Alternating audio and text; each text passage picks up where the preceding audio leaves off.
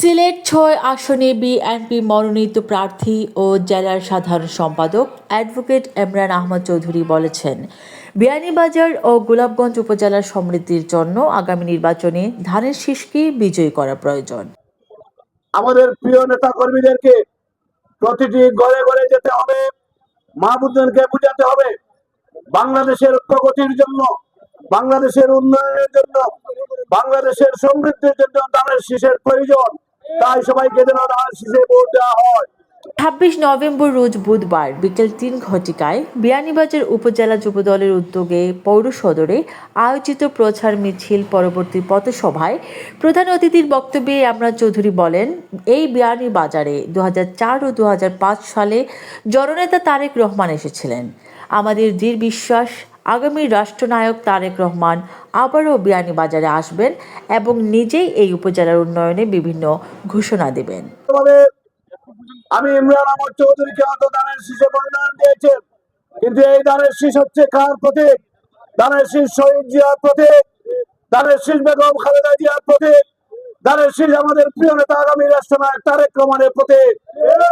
আপনারা জানেন এই বিয়ানীবাজারে দুইবার আমাদের প্রিয় নেতা তারেক রহমানকে ২০০৪ এবং ২০০৫ সালে আমরা নিয়ে এসেছিলাম। ইনশাআল্লাহ আগামী দিনের প্রধানমন্ত্রী তারেক রহমান এই বিয়ানীবাজারে আবারও এসে এই বিয়ানীবাজারের উন্নয়নে উনি বক্তব্য রাখবেন, সেই প্রতিশ্রুতি আপনাদেরকে দিতে পারি।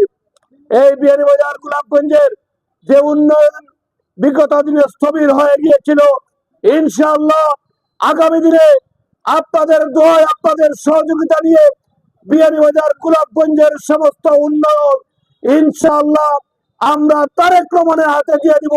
উনি সেই উন্নয়ন করবেন আমাদের মাধ্যমে। সেই ভরসা রাখতে পারি বন্ধুগণ আমার।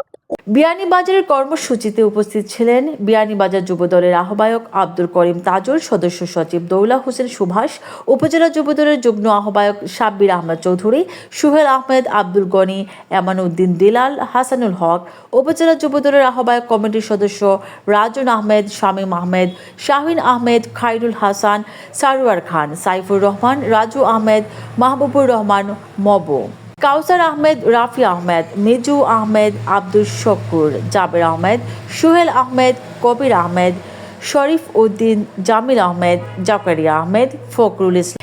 এছাড়াও প্রচার মিছিল এবং পথসভায় উপজেলার সকল ইউনিয়ন ও ওয়ার্ড যুবদলের নেতাকর্মী সহ বিভিন্ন শ্রেণী পেশার বিপুল সংখ্যক মানুষ উপস্থিত ছিলেন। হ্যাপি জান্নাত, ডেস্ক রিপোর্ট, এটিভি।